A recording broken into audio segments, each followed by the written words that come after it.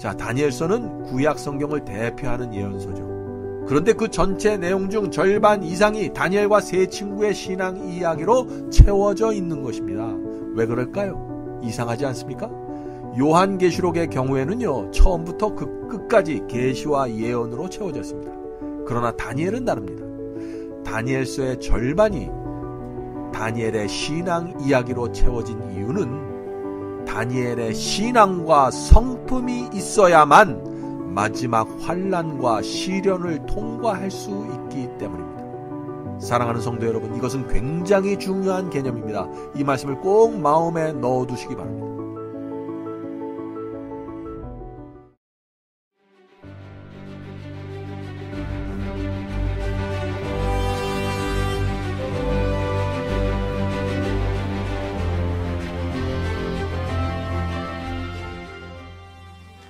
안녕하십니까?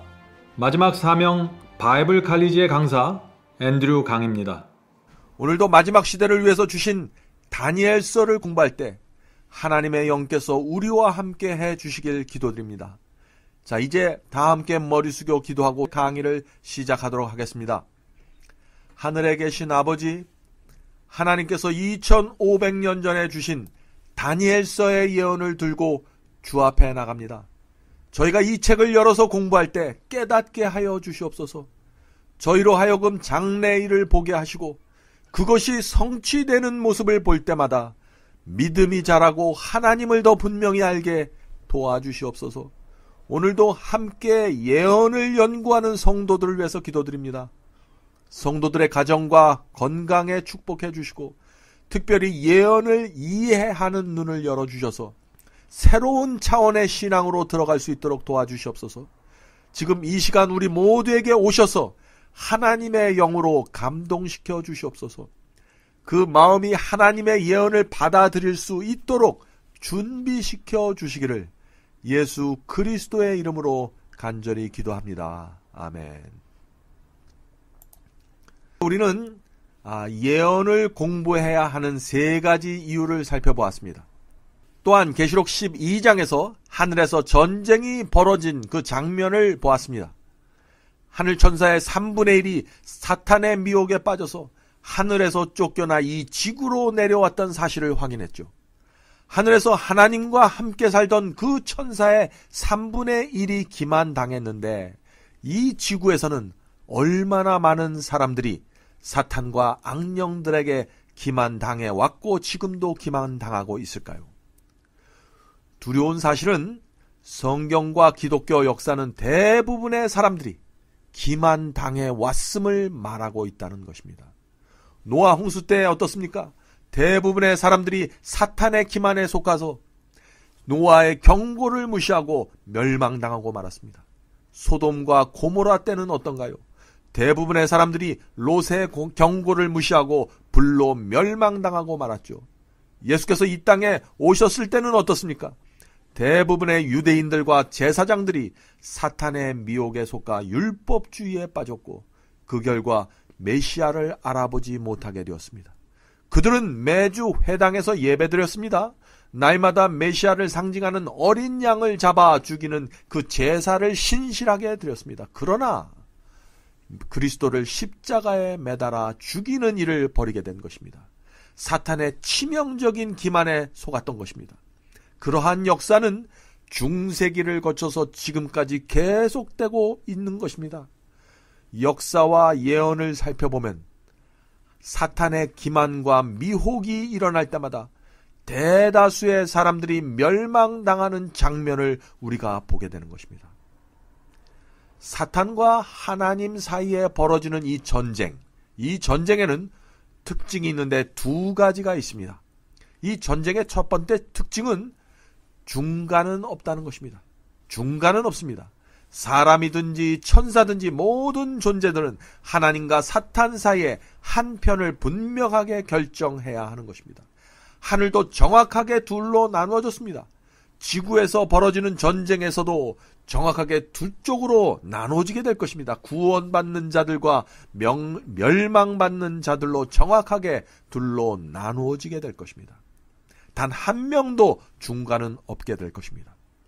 그러나 안타까운 사실은 대부분의 사람들이 중간에 서 있으려고 한다는 것입니다. 저쪽도 아닌 이쪽도 아닌 중간 말이죠. 바로 그런 신앙 태도 때문에 많은 사람들이 기만당하게 되는 것입니다. 하나님의 편에 분명히 서지 않는 사람들은 모두 기만당하게 될 것입니다. 두 번째 특징은 하나님과 사탄 사이에 치열한 전쟁이 벌어질 때마다 절대 다수의 사람들이 사탄의 기만에 넘어간다는 것입니다. 제가 지금 무엇이라고 말씀드렸나요? 절대 다수가 사탄의 기만에 넘어가게 된다는 것입니다. 왜 그렇게 될까요? 왜냐하면 대부분의 사람들이 넓은 길을 걷기 원하기 때문입니다. 예수께서 말씀하신 것처럼 내 자신을 부인하지 않기 때문에 그런 것입니다. 십자가를 메고 싶지 않기 때문에 그런 것입니다. 자신이 듣기 원하고 자기 귀를 기쁘게 하는 말씀을 받아들이기 때문에 그렇게 되는 것입니다. 좁은 길은 길이 가파르고 협착해서 많은 사람들이 그 길을 싫어할 것이라고 말씀했습니다. 그래서 하나님께서 예언을 주시는 것입니다. 예언이 주는 메시지는 이런 것입니다. 내 백성아, 사탄과 거짓 선지자들이 너희를 미혹할 때 손해와 고통이 있을지라도 좁은 길을 선택해야 한다. 만일 너희들이 넓은 길을 선택하면 사탄의 덫에 걸리게 될 것이야. 너희가 진리를 위해서 사자굴에 들어가야만 한다면 다니엘처럼 그렇게 하도록 해라. 만일 너희가 살기 위해서 좁은 길을 피하고 진리를 피한다면 거기에는 영원한 멸망이 있을 뿐이다. 그러니 조심해라. 하늘에서 너희가 받을 보상이 크다. 이 땅에서는 진리를 붙잡고 살아라, 내 자녀들아. 사랑하는 성도 여러분, 이것이 하나님께서 예언을 통해서 우리에게 주시는 메시지입니다. 지금은 전쟁 중입니다. 그런데 이 전쟁은 장로교회와 침례교회의 전쟁이 아닙니다. 개신교회와 천주교회의 전쟁도 아닙니다. 이 전쟁의 당사자는 하나님과 사탄입니다. 그리고 우리는 하나님과 사탄 사이에서 누구를 지지할 것인가를 결정해야 하는 것입니다. 우리는 하나님께서 주시는 진리를 받아들일 것인지 사탄이 교회 안에 밀어넣는 거짓 복음과 거짓 가르침을 받아들일 것인지 결정해야 하는 것입니다. 다니엘서와 요한계시록은 내가 어떻게 하면 구원받을 수 있을까, 내가 어떻게 하면 영생을 얻을 수 있을까에 초점을 맞추지 않습니다. 예언은 나의 구원에 초점을 맞추지 않습니다. 이게 무슨 말인가 하면요, 다니엘서와 요한계시록은 사탄이 어떻게 교회와 진리를 공격할 것인가에 초점을 맞추고 있다는 것입니다.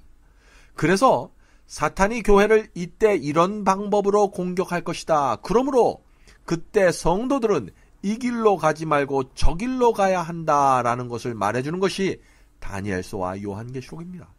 그렇다고 하면 우리의 구원은 어떻게 될까요? 우리의 구원은 예언이 알려주는 그 메시지를 받아들이는 태도에 의해서 결정되는 것입니다.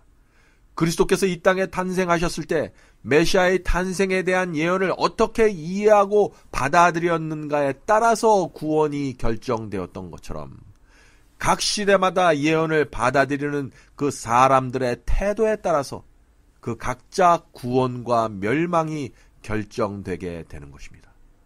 또한 구원은 하나님과 사탄 사이의 전쟁에서 내가 끝까지 하나님의 편에 서 있는가로 결정되고 얻어지게 되는 것입니다.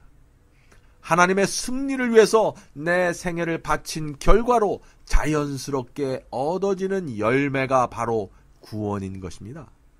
이것이 예언을 통해서 보는 인간의 구원입니다. 다니엘과 요한계시록에 나타난 그 구원관 속에는요, 믿기만 하면 구원받습니다. 또 나는 한번 믿고 회개했으므로 내가 어떻게 살든지 이제 내 구원은 무조건 보장되어 있습니다. 라는 이런 통속적인 믿음이 도무지 발을 붙일 수가 없는 것입니다. 오늘날 그런 가르침이 교회 안에 많이 들어와 있죠? 다니엘과 요한계시록 속에서는 그런 믿음이 결코 발붙일 수 없다는 것입니다. 그래서 사도 바울은 고린도전서 4장 9절에 이런 말씀을 했죠. 우리는 세계 곧 천사와 사람에게 구경거리가 되었노라. 자, 이 말씀이 무슨 뜻입니까? 지금 우주 세계와 천사들은 우리의 결정과 선택을 지켜보고 있다는 것입니다. 구경하고 있다는 것입니다. 하늘 왕의 아들이 이 땅에 내려와서 십자가에 돌아가셨는데 그 피로 인류가 구원받을 수 있는 길이 열렸는데 지금 사람들이 그 십자가의 은혜를 어떻게 받아들이고 있는가를 지켜보고 있다는 것입니다. 과연 그리스도의 피 묻은 그 은혜가 사람들의 마음과 생애를 변화시킬 수 있는가를 지켜보고 구경하고 있다는 것입니다. 그것만이 아니죠. 또한 거짓 선지자와 악령들이 어떻게 성도들을 기만하고 하나님이 그것에 대항해서 어떻게 당신의 백성을 인도하는가를 지켜보고 있는 것입니다. 하나님께서 우리 모두를 하늘까지 인도해 주실 것입니다. 그것은 틀림없는 진실입니다. 그런데 무엇을 통해서 우리를 인도해 주실까요? 성경 말씀과 예언을 통해서 인도해 주시는 것입니다. 그래서 말씀과 예언이 이 길이 정론이 이리로 가라 라고 가르쳐 주실 때 우리가 그 말씀을 붙잡고 쫓아가야 하는 것입니다. 첫 번째, 말씀의 신뢰. 자, 요한복음 14장 29절을 읽겠습니다. 이제 일이 일어나기 전에 너희에게 말한 것은 일이 일어날 때 너희로 믿게 하려 함이라. 자, 이것이 예언 연구의 중요성입니다. 사건이 일어나기 전에 미리 하나님께서 우리에게 알려주시는 이유가 무엇일까요? 사건이 예언대로 일어나는 그 모습을 보면서 하나님의 말씀에 대한 믿음이 생기기 때문에 우리에게 미리 알려주시는 것입니다. 성경은 마지막 때 짐승의 환란이 일어날 것이라고 예언하고 있습니다.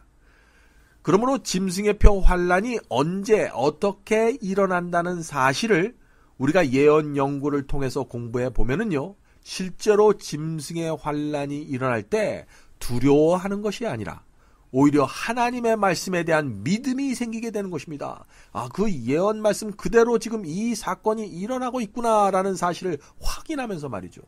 그래서 목숨을 위협하는 핍박이 오더라도 하나님의 말씀 위에 굳건히 서서 사탄의 위협과 미혹을 물리치게 된다 하는 것이죠. 예언의 성취를 확인하면서 그 얻게 되는 믿음은 아주 특별한 믿음입니다. 그것은 다른 어떤 말씀이나 경험을 통해서 얻는 그런 믿음과는 다른 것이죠. 훨씬 더 구체적이고 실제적인 믿음이 되는 것입니다. 제 신앙생애에서도 예언을 공부하면서 얻게 된 믿음이 지금까지 제 신앙의 큰 버팀목이 되고 있음을 제가 간증할 수 있는 것입니다. 여러 성도님들도 이번 기회에 그런 믿음을 갖게 되기를 제가 간절히 바랍니다. 자, 두 번째, 예언을 공부하는 이유, 인류 역사의 주관자가 된다는 사실을 우리가 확인할 수 있는 것이죠. 자, 다니엘서 4장 7절입니다. 지극히 높으신 자, 하나님을 말씀하는 거죠. 지극히 높으신 자가 인간 나라를 다스리시며 자기의 뜻대로 그것을 누구에게 주시며 또 지극히 천한 자로 그 위에 세우는 줄을 알게 하려 함이니라 하였느니라. 자, 이 말씀이 무슨 뜻인가요? 국가와 나라를 멸하고 세우시는 것은 하나님이시라는 것입니다. 다니엘서에서 우리는 이 진리를 계속해서 확인하게 될 것입니다. 워싱턴 대통령이 미국을 세운 것이 아니라 하나님께서 세우신 것입니다. 하나님께서 허락지 아니하면 공중에 나는 새라도 결코 떨어지는 일이 없는데 하물며 나라가 세워지고 망하는 것은 하나님의 허락과 계획 없이 있을 수 없다는 것입니다. 인간이 모여서 혁명을 일으키고 전쟁을 일으켜서 나라를 세우는 것처럼 보이죠? 그러나 사실은 보이지 않는 하나님의 손이 모든 것을 주관하고 계시다는 사실을 우리가 다니엘과 요한계시록을 통해서 배우게 된다는 것입니다. 자, 세 번째, 이 마지막 때를 위한 책입니다. 다니엘서 12장 4절에 그 말씀이 있죠. 우리가 지난 시간에 이 말씀을 배웠습니다. 다니엘아, 마지막 때까지 이 말을 간수하고 이 글을 봉합하라. 많은 사람이 빨리 왕래함에 지식이 더하리라. 다니엘서는요, 마지막 때가 되면서 그 의미와 해석이 열려지게 된 책입니다. 다니엘서는 2600년 전에 기록된 책이지만 마지막 때를 살고 있는 저와 여러분을 위해서 주신 책입니다. 다니엘서에 많은 예언들이 담겨져 있지만 이미 90% 이상의 예언은 역사 속에서 성취되었습니다. 그래서 지난 시간에 말씀드린 것처럼 이제 4개의 중요한 예언만 남아있을 뿐입니다. 그 4개가 무엇이죠? 짐승의 환란이라고 그랬어요. 칠재앙, 아마겟돈 전쟁, 그리고 예수 그리스도의 재강림이십니다. 그러므로 다니엘서와 요한계시록을 공부하지만은요, 우리가 이 4개의 예언에 집중해서 우리 연구가 이루어지게 될 것입니다. 이 예언을 알기 위해서, 이 4가지 예언을 알기 위해서 우리가 이미 성취되었던 예언을 공부하는 것입니다. 그리고 이 4개의 예언이 이루어지고 성취되는 그 과정 속에서 저와 여러분의 구원과 영원한 운명이 결정될 것입니다. 얼마나 중요한 것입니까? 이 예언 연구가. 자, 4번째. 마지막 시대의 사탄의 비밀 계략을 알려주기 위해서 하나님께서 이 예언을 우리에게 주신 것입니다. 이 세상에는 선과 악이 있습니다. 선은 빛이기 때문에 감추려고 해도 드러납니다. 드러나는 정도가 아니라 환하게 등불처럼 비추게 되죠. 그러나 악은 다릅니다. 악은 어둠의 세력입니다. 그래서 알 수가 없습니다. 휘장 뒤에서 은밀히 일하는 세력이기 때문에 알 수가 없는 것이죠. 하나님의 예언을 통해서 우리가 경고받고 교육받기 전에는 그 은밀한 악의 세력을 정확하게 분별할 수가 없는 것입니다. 그래서 예언을 공부하지 않은 수많은 사람들이 이 마지막 때에 미혹당하게 될 것입니다. 악은 내가 악입니다 라고 말하면서 나타날까요? 그렇지 않죠. 사탄은 바보가 아닙니다. 성경은요, 사탄이 광명한 천사의 모습으로 나타날 것이라고 말하고 있습니다. 그 말씀이 고린도후서 11장 14절과 15절에 있습니다. 고린도후서 11장 14절과 15절입니다. 이것이 이상한 일이 아니라 사탄도 자기를 광명의 천사로 가장하나니 그러므로 사단의 일꾼들도 자기를 의의 일꾼으로 가장하는 것이 또한 큰 일이 아니라 사탄이요 환한 천사처럼 나타나서 선을 행합니다. 기적을 행합니다. 그러면서 성경 가르침을 조금 비틀어서 가르칩니다. 그래서 미혹당하는 것입니다. 예언에 대해서 무지하면은요, 선과 악을 구별할 수가 없습니다. 아군과 적군을 분별할 수 없습니다. 그래서 자기는 선이라고 생각해서, 자기는 진리라고 생각해서 열심을 다해서 악과 싸웠는데 나중에 알고 보니 어떻게 됐어요? 자신이 악의 세력에 속해 있는 것입니다. 자신이 거짓 복음을 믿고 따라왔던 것입니다. 성경에 그런 경험을 한 사람이 있습니까? 있습니다. 예수님을 만나기 전에 바울이 그런 경험을 했었죠. 그는 온 힘을 다해서 예수를 핍박했는데 나중에 알고 보니 자기가 핍박했던 그분이 바로 메시아였습니다. 왜 이런 일이 생기게 되었을까요? 메시아의 초림에 대한 예언을 몰랐기 때문입니다. 그리스도의 초림이 어떻게 이루어지고 그분께서 어떤 사역을 할 것이라는 사실을 몰랐던 것입니다. 그래서 선과 악을 구별하지 못하게 된 것입니다. 마지막 때에도 마찬가지 일이 벌어지게 됩니다.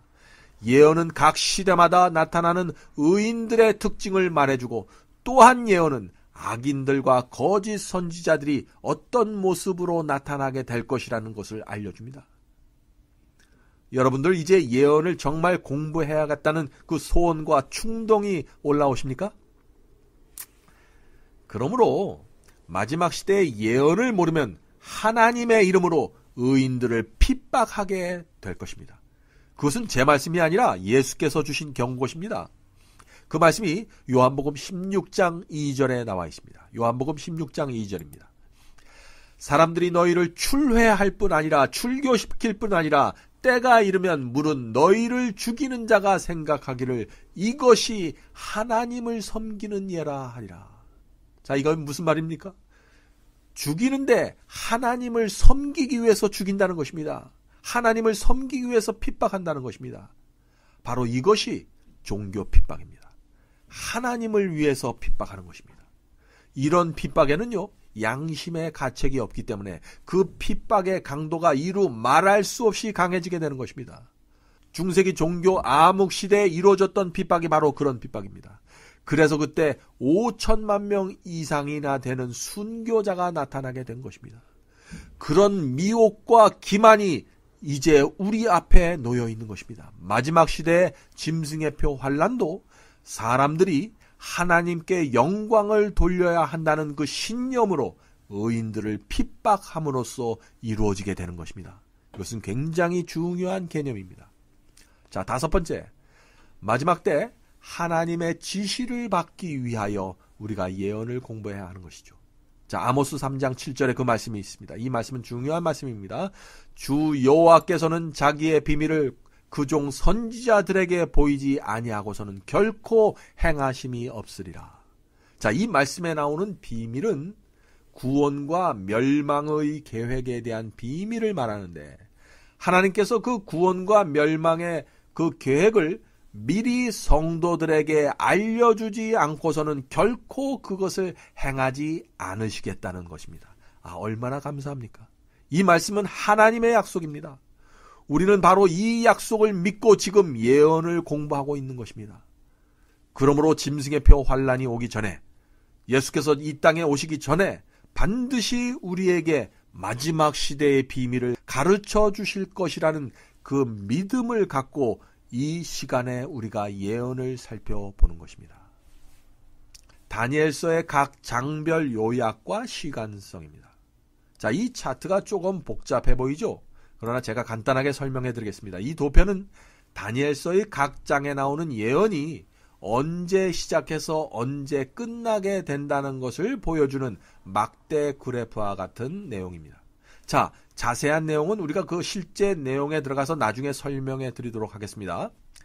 이 도표를 보면은요, 거의 비슷한 기간의 예언이 4번이나 반복되어 있습니다. 바벨론, 페르시아, 그리스, 로마에 대한 예언이 반복해서 4번 나오는 것을 우리가 볼 수 있는 것입니다. 이 4제국에 대한 예언이 다니엘서 2장에서는 금신상을 통해서 나옵니다. 다니엘서 7장에서는 바벨론, 페르시아, 그리스, 로마에 대한 이 예언이 4짐승과 작은 뿔을 통해서 설명되어집니다. 또 8장에서는 수양과 수염소로 또 계시가 나타내지고 있습니다. 또 11장에서는 또 다른 모습으로 나타납니다. 처음에는 단순하게 설명하지만 점점 더 구체적으로 확실하게 우리에게 보여주는 것입니다. 하나님께서는 왜 4번이나 반복해서 이 비슷한 예언을 우리에게 계속해서 보여주고 계실까요? 거기에는 2가지 이유가 있습니다. 첫 번째 이유는 하나님께서 주고자 하는 예언이 중요할 때 하나님께서는 반드시 그 예언을 반복해서 보여주십니다. 하나님의 백성이 반드시 알아야 할 경우에 하나님께서는 다니엘서와 요한계시록 이곳저곳에 동일한 예언을 반복해 주십니다. 또 2번째 이유가 있습니다. 2번째 이유는 성도들이 예언의 전체 장면을 정확하게 이해할 수 있도록 하기 위해서 반복해 주십니다. 만일 제가 히말라야 산을 다녀와서 여러분들에게 그 히말라야 산 전체 모습을 보여주려면 어떻게 해야 할까요? 히말라야 산을 여러 방향에서 찍은 사진을 보여주는 것이 가장 효과적이겠죠? 그렇게 해야만 여러분 머릿속에 히말라야의 그 웅장한 모습이 연상될 수 있을 것입니다. 마찬가지입니다. 하나님께서도 여러 각도에서 본 예언을 반복해서 주시는 이유가 있는 것입니다. 우리 마음속에 장래에 일어날 그 일들을 정확하게 보여주기 위해서 이렇게 저렇게 계속해서 반복해서 보여주는 것입니다. 자, 이제 다니엘서가 어떻게 구성되었는지 살펴보도록 하겠습니다. 이 부분은 교재에는 없지만은 중요한 내용이기 때문에 제가 설명드리겠습니다. 다니엘서는 총 12장으로 되어 있습니다. 그런데 정확하게 둘로 나누어져 있습니다. 1장부터 6장은 다니엘과 세 친구의 신앙과 경험이 중심이 되어 있습니다. 그러나 7장부터 12장까지는 예언이 중심이 되어 있습니다. 1장부터 6장까지는 예언이 다니엘서 2장에 한 번만 나옵니다. 그래서 1장부터 6장까지의 내용 거의 전체가 다니엘과 세 친구들 신앙 이야기에 중점을 두고 있습니다. 그런데 7장 이후부터 마지막 12장까지는 매 장마다 중요한 예언이 계속해서 나옵니다. 자, 다니엘서는 구약 성경을 대표하는 예언서죠. 그런데 그 전체 내용 중 절반 이상이 다니엘과 세 친구의 신앙 이야기로 채워져 있는 것입니다. 왜 그럴까요? 이상하지 않습니까? 요한계시록의 경우에는요, 처음부터 그 끝까지 계시와 예언으로 채워졌습니다. 그러나 다니엘은 다릅니다. 다니엘서의 절반이 신앙 이야기로, 다니엘의 신앙 이야기로 채워진 이유는 다니엘의 신앙과 성품이 있어야만 마지막 환난과 시련을 통과할 수 있기 때문입니다. 사랑하는 성도 여러분, 이것은 굉장히 중요한 개념입니다. 이 말씀을 꼭 마음에 넣어두시기 바랍니다. 비록 우리가 다니엘서에 나오는 모든 예언과 적그리스도의 예언을 꿰뚫어 본다고 할지라도 다니엘의 신앙과 성품을 배우지 못한다면 우리는 결국 하나님의 예언과 진리를 부인하고 넓은 길을 걸어가게 될 것입니다. 슬픈 운명에 처하게 될 것입니다. 그래서 많은 사람들이 다니엘서의 예언을 열심히 공부하면서도 실패하는 이유가 바로 여기에 있는 것입니다. 다니엘의 신앙과 그 세 친구들의 성품의 그 중요성을 놓쳐버린 채 다니엘서의 그 예언 해석을 머리로만 이해하고 끝내기 때문에 그런 일이 생기는 것입니다. 그런 식으로 다니엘서를 공부하면 다니엘서를 모두 이해한다고 할지라도 하나님과 사탄의 전쟁이 벌어질 때 우리가 하나님의 편에 서는 전격적인 신앙과 믿음이 생기지 않게 될 것입니다. 이것은 중요한 얘기입니다. 다니엘서 이전에는요, 복음의 중심지가 예루살렘이었습니다. 그러나 남방 유다가 바벨론에게 패망함으로 히브리인들이 바벨론의 그 포로로 잡혀왔죠. 다시 말해서 복음의 중심지가 예루살렘에서 바벨론으로 옮겨지게 된 것입니다. 인간의 안목으로는 이스라엘의 실패이고 패망이죠. 그러나 영적인 눈으로 보면은 복음 전도의 본부가 바벨론으로 옮겨가는 것이라는 것입니다. 하나님께서는 왜 복음센터를 예루살렘에서 바벨론으로 옮기셨을까요? 왜냐하면 예루살렘이 배도하고 패역했기 때문에 더 이상 효율적으로 복음을 전할 수 있는 선교 기지가 되지 못했던 것입니다. 그래서 하나님께서 선교 본부를 바벨론으로 옮겨가게 된 것이죠. 여기서 한 가지 중요한 진리를 말씀드리겠습니다. 하나님께서는 당신의 놀라운 섭리를 이루시는데 극소수의 사람을 통해서 이루십니다. 많은 경우에 그렇게 하십니다. 다니엘서에서도 다니엘과 세 친구를 이용해서 하나님께서는 바벨론 제국과 인근 국가들에게 복음을 성공적으로 전파하셨습니다.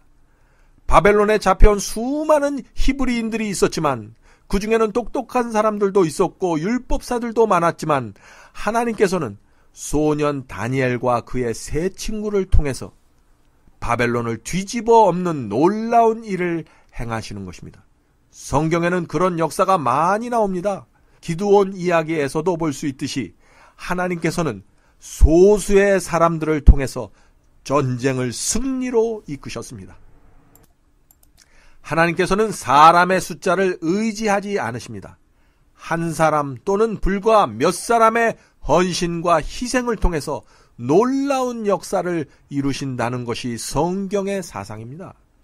하나님께서는 왜 사탄과의 전쟁을 그런 식으로 치르실까요? 왜냐하면 그렇게 해야 이 전쟁이 하나님의 전쟁이 되기 때문입니다. 전쟁의 주인공은 다니엘과 세 친구가 아닙니다. 하나님께서 모든 역사의 주인공이라는 사실이 밝혀져야만 사람들의 관심이 하나님께 집중되고 그분께 영광이 돌려지게 되는 것이죠. 다니엘 1장 1절입니다. 유다왕 여호야김이 위에 있은지 왕위에 오른지 3년에 바벨론 왕 느부갓네살이 예루살렘에 이르러 그것을 에워쌌더니. 자, 이 말씀은 바벨론의 느부갓네살 왕이 남방 유다를 침공해서 예루살렘 성을 함락시키는 장면을 말하고 있는 것입니다. 바로 이때 다니엘과 유대인들이 바벨론으로 끌려가게 된 것입니다. 자, 그러므로 다니엘서의 역사적 배경은 바벨론 제국과 남방 유다가 되는 것입니다. 여기서 우리는 바벨론과 남방 유다의 역사에 대해서 살펴볼 필요가 있는 것입니다. 먼저 바벨론의 기원과 역사에 대해서 살펴보겠습니다. 이 바벨론은 앞으로 계속해서 나오고 또 요한계시록에도 바벨론에 대한 이야기가 나오기 때문에 이번 기회에 이 바벨론에 대한 분명한 역사를 좀 이해해 주는 것이 중요하다고 믿습니다. 고대 역사에서 바벨론이 두 개가 있다는 사실 때문에 혼돈하는 분들이 가끔 있습니다. 바벨론에는 구바벨론과 신바벨론이 있습니다. 이 두 나라는 시대적으로 1000년 정도의 차이가 나는 국가입니다. 구바벨론은 노아의 세 아들, 즉 셈, 함, 야벳 중에서 함의 자손인 니므롯의 시대로 올라갑니다. 이 놀라운 것은 노아의 증손자인 니므롯이 모든 이교 신앙의 원조가 되었다는 사실입니다. 이교 신앙과 바벨론 신앙을 이야기할 때 니므롯을 빼놓고는 이야기할 수가 없는 것입니다. 니므롯은 자기 할아버지가 노아 홍수를 경험했던 산 증인인데도 불구하고 그가 바벨탑을 쌓는 주역이 되었던 것입니다. 자, 어떻게 그런 일이 생기게 되었을까요? 노아의 신앙이 그 후손들에게 넘어가지 못했기 때문에 생긴 비극입니다. 부모의 신앙이 자녀에게 넘어가고 또 그 다음 세대까지 전달되는 것이 정말 쉬운 일이 아닌 것 같습니다. 노아 홍수도 부모의 신앙이 자녀에게 전달되지 않았기 때문에 온 것이죠. 아담과 하와가 범죄한 이후 10세대가 지나면서 하나님께서 이 세상을 물로 심판할 수밖에 없는 상황이 되어버리고 말았었죠. 왜 그렇게 되었을까요? 아담의 신앙이 가인에게 넘어가지 못했기 때문입니다. 가인이 신앙을 이어받지 못하자 어떻게 됐습니까? 그의 후손들도 하나님께 대한 신앙을 받을 수 있는 그 기회를 잃어버리게 된 것입니다. 내가 신앙을 거절하면 그것은 내 자신에게만 국한된 것이 아니라는 것입니다. 가인이 신앙을 거절했기 때문에 그에게서 출발되는 가인의 가문 전체가 하나님께 등을 돌리고 살아가게 되었고 결국에는 가문 전체가 홍수가 임했을 때 멸망당하게 된 것입니다. 그래서 내가 신앙을 거절하거나 받아들이는 것이 나 하나만의 문제가 아니라는 사실을 이해해야 하는 것입니다. 내 결정 때문에 내 후손의 구원과 멸망이 크게 좌우될 수 있다는 사실을 우리가 보아야 하는 것입니다. 자, 다시 바벨탑 이야기로 돌아가 보죠. 니므롯의 지도하에 사람들이 유프라데스 강 유역에 바벨탑을 쌓았습니다. 자, 그런데 왜 그들이 바벨탑을 쌓았을까요? 왜냐하면 하나님께서 물로 세상을 다시 멸하지 않겠다고 약속을 했는데 이 사람들이 그 하나님의 약속을 믿지 않은 것입니다. 그래서 불안해서 이제부터는 홍수가 와도 우리가 살 수 있는 방법을 만들자 해갖고 바벨탑을 높이 쌓아 올리게 된 것입니다. 하나님의 약속에 대한 믿음을 잃어버리면 곧바로 바벨탑을 쌓게 되는 것입니다. 하나님께 대한 신뢰를 잃어버린 사람은 오늘날에도 자신의 힘으로 무엇인가 만들어서 자신을 보호하려고 하는데 바로 그것이 바벨탑의 정신이다 하는 것이죠. 하나님을 의지하지 않고 믿지 않고 내 힘과 내 지혜로 나를 보호하는 것, 그것이 바벨탑 정신입니다. 바벨탑은 유브라데스 강 유역에 세워졌습니다.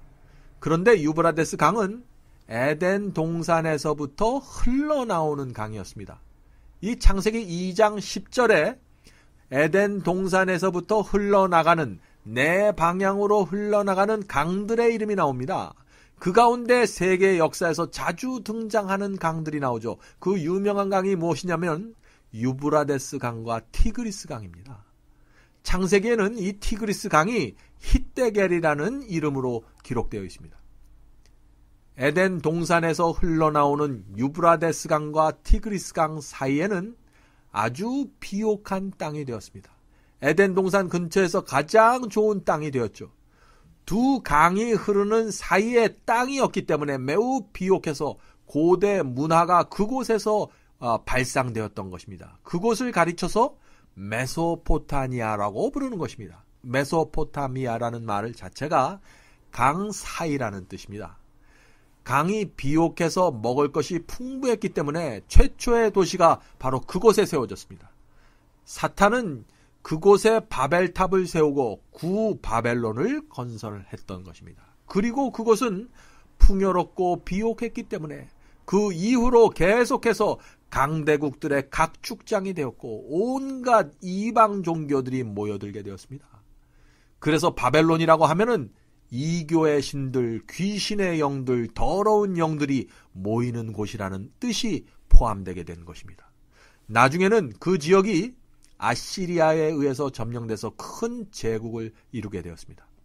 자, 이렇게 해서 세월이 흘러갑니다. 기원전 612년 한 세력이 유브라데스 강 중심에서 다시 일어나서 아시리아를 무너뜨리게 됩니다. 바로 그 나라가 다니엘서에 나오는 바벨론입니다. 자, 그런데 역사가들은 앞에 나온 그 구바벨론과 구별하기 위해서 기원전 612년에 올라오는 이 세력을 신바벨론이라고 부르는 것입니다. 느부갓네살 왕은 신바벨론의 두 번째 왕으로 등극해서 이 바벨론의 황금 시대를 이끄는 왕이 되는 것입니다. 느부갓네살 왕은 기원전 605년에 즉위해서 바벨론 제국을 크게 국가로서 확장시켜 나갔는데 서쪽으로는 유럽을 향해서 나갔고 동쪽으로 남쪽으로 영토를 확장하는 과정에서 남방 유다를 만나게 돼서 침공하고 무너뜨리게 되는 것입니다. 다니엘은 그때 포로가 되어 바벨론으로 끌려오게 되는데 바로 이 시점에서부터 다니엘서가 시작되는 것입니다. 다니엘서는 다니엘이 바벨론의 포로로 잡혀 있는 동안에 기록한 것이 대부분인데 다니엘서 후반부에는 메데 페르시아 시대에 기록된 부분도 있습니다. 오늘은 여기까지 하겠습니다. 내일은 남방 유다의 멸망에 대해서 살펴보겠습니다. 하나님께서 세우시고 이끄신 그 남방 유다가 어떻게 하다가 멸망되었고 왕족들과 다니엘이 포로로 끌려가는 상황이 되었는지 내일 우리가 살펴보도록 하겠습니다. 오늘 하루도 하나님의 음성을 들으면서 사시길 제가 간절히 간구합니다. 이제 기도하고 마치겠습니다.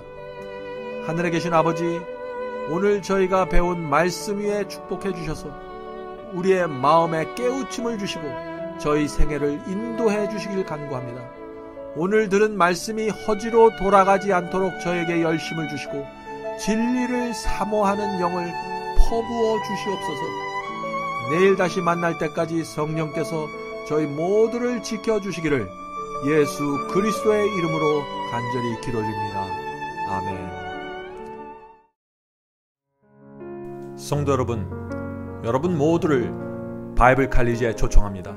여러분의 핸드폰에 마지막 사명 앱을 다운받으시면 누구나 바이블 칼리지를 들으실 수 있습니다. 누구든지 원하는 시간에 오셔서 강의를 들으실 수 있습니다.